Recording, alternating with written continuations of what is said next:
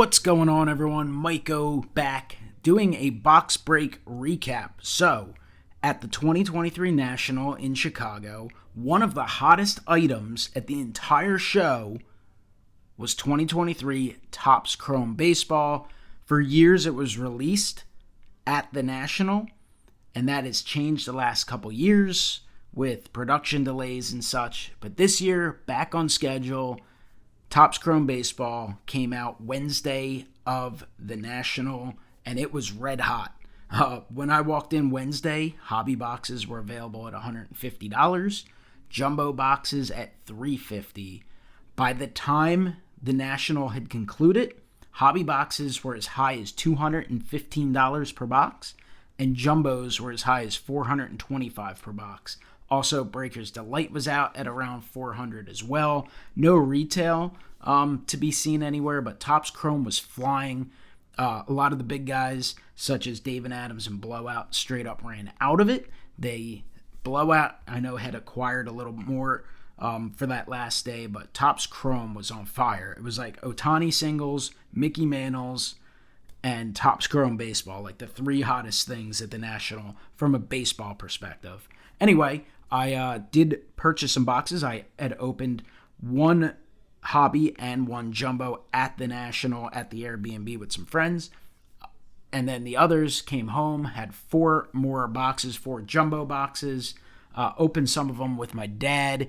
And, I can't say I did horrible. A little better than the other ones, but not great. So I'm just going to go through a quick recap of some of the hits. I got some of the parallels and inserts and such that came out of the combination of the two boxes I opened in Chicago and the four additional jumbo boxes. Now keep in mind, while the prices were extremely high at the show for this, as prices elevated, some of it is offset by the silver packs. I haven't opened any of the silver packs other than the one I opened there. Still trying to decide what to do. Obviously, you breaking them down, you could get some big time cards in there. Autographs, color refractors of rookies, and some of the superstars. But sealed right now, they are selling for around $90 per pack. So you're in that awkward situation where you would love to open some, and if you do well, it might be worth opening some. But maybe the smart thing is to just sell off the packs. Haven't made a decision yet.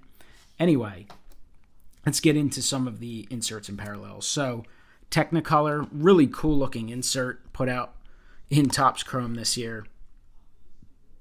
You got Paul Goldschmidt, Shea Langeliers, Ronald Acuna Jr., Rafael Devers, Bo Naylor, and Byron Buxton. Those cards look awesome.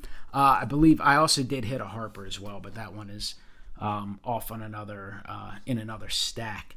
I really like the Future Stars. They look really sweet this year. We got Adley Rutschman, MJ Melendez, George Kirby, another Melendez, O'Neal Cruz, Seiya Suzuki, Spencer Torkelson, Alec Thomas, and Francisco Alvarez. So sweet looking inserts there. You also have the Titans inserts. They're slightly more common. Still tough, and factoring in the cost of the boxes and such.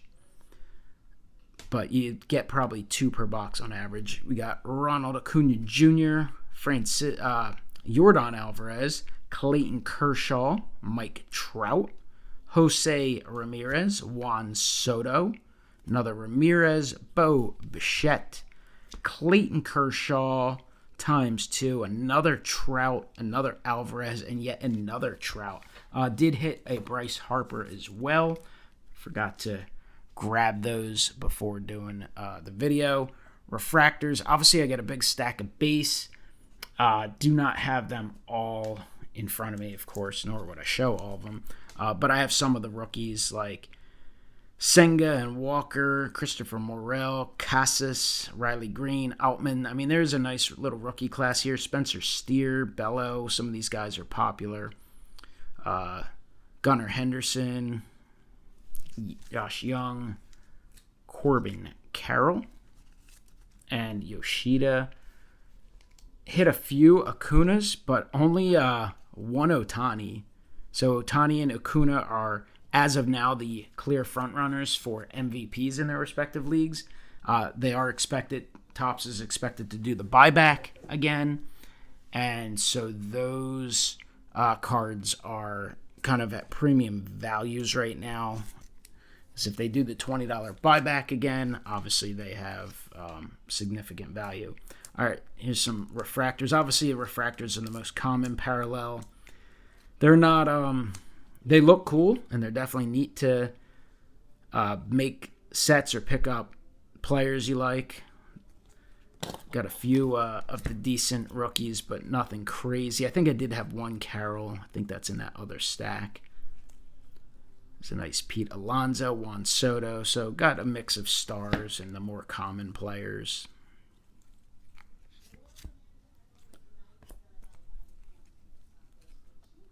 Got some of the Prism refractors mixed in. So you get a lot of refractors. Pretty big stack. Less so are the Prism refractors. I'm not like huge into the Prism refractors personally, but I'll still pick up like some of my truly favorite players. So you can see how many less you get in comparison to the regular refractors. I mean, it's like a quarter of the size. Colas, has a chance as a rookie.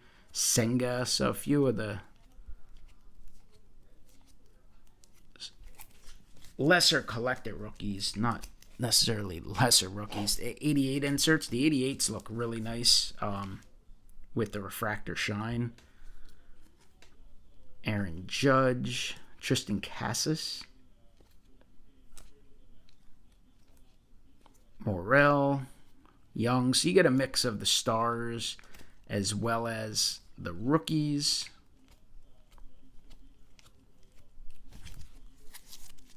But when you really look at it, like 5 jumbo boxes and a hobby box, it's not a crazy ton of stuff. Color especially, this is all the color I got in the totality of those boxes. One negative refractor, it's Avisel Garcia, so not a big card. One wave refractor, numbered out of 75, Juan Soto, so at least a highly collectible star.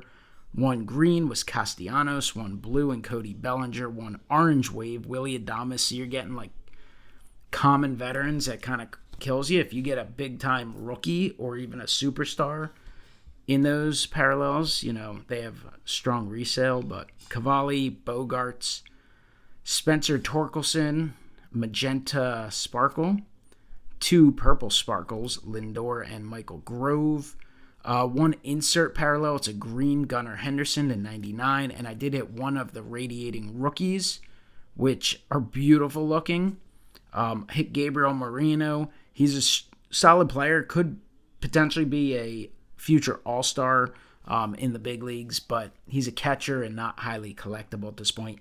That being said, 3 have sold all around the $75 mark, but if you would have hit a Corbin Carroll or an Adley Rutschman, you're looking at around $300. But, you do have some value there, so certainly thrilled to at least get one of those.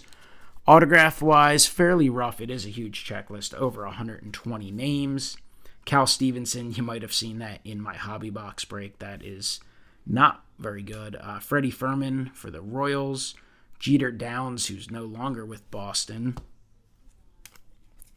We got Matthew Batten for the Padres, then some refractors.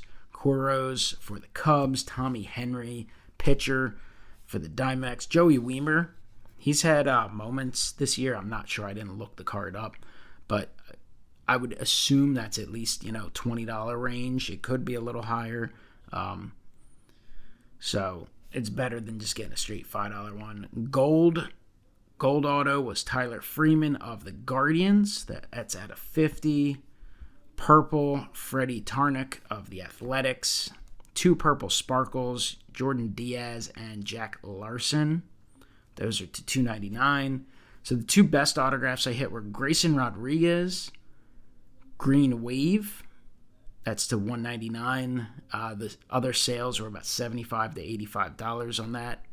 And then Josh Young for the Texas Rangers, potentially Rookie of the Year, has had an excellent season, and he's on a team that should find their way to the postseason. So that was probably the best overall hit. I've seen some sales around $125, some a little lower as well. This is one that I'll more than likely list based on, if for no reason other than how much money I've sunk into the product. You got to get some stuff that you can get some money back on. But, Young's a good player, and that's one I'm not going to just look to move and dump. I'm going to put it at a comparable price on the little higher side and not be overly anxious to sell it. Because quite honestly, it's so difficult to hit just a plain star rookie autograph in this product that there's no reason to, just be over anxious to sell certain things, unless it's a player you completely don't believe in, of course. But that's it. Just wanted to share how I did. Not very good, but not horrific either. Certainly could have been better, but based on some single boxes, definitely could have been worse as well. So I appreciate you guys watching. Comment below. Let me know what you think of Topps Chrome. I think it looks beautiful. It's definitely a tough break, especially at the inflated prices. Singles are probably going to be expensive for certain cards, but there's also other stuff you'll be able to get at a cheap price. I mean, if you can get a PC player and a color parallel for $10, $15, $20, that's probably the way to go, as opposed to sinking a couple $100 into a box and maybe not hitting any of it. Because even the set itself, I mean, you're looking at jumbo box having 150 some cards. You're not even getting a set of base cards out of it. You're probably 75 cards short. So let me know what you think, and I'll talk to you next time. Have a great one.